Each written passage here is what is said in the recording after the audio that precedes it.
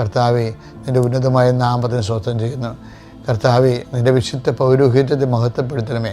കർത്താവെ, സഭയിലുള്ള സാന്നിധ്യം പ്രകടമാക്കണമേ.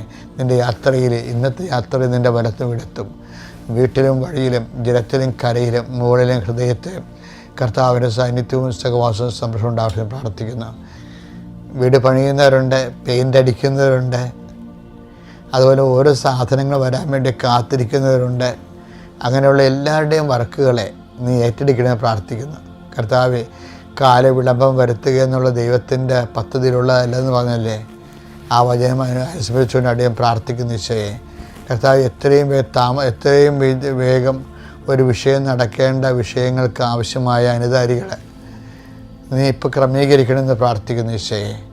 കർത്താവ്, വ്യക്തികളിൽ നിന്നുണ്ടാകുന്ന ബന്ധനങ്ങൾ, അവരെ തരാതെ പിടിച്ചു വച്ചിരിക്കുന്ന പണം, തരാതെ പിടിച്ചു വച്ചിരിക്കുന്ന സർട്ടിഫിക്കറ്റുകൾ, തരാതെ ഓരോ കാര്യങ്ങൾ പറഞ്ഞുകൊണ്ട് നമ്മളെ മനസ്സ് മടുപ്പിച്ചുകൊണ്ട് നമ്മളെ മാനസികമായി പീഡിപ്പിക്കുന്ന അവസ്ഥകൾ യേശുക്രിസ്തു ഉന്നതമായ നാമത്തിൽ നീങ്ങിപ്പോകട്ടെ എന്ന് കൽപ്പിക്കുന്നു.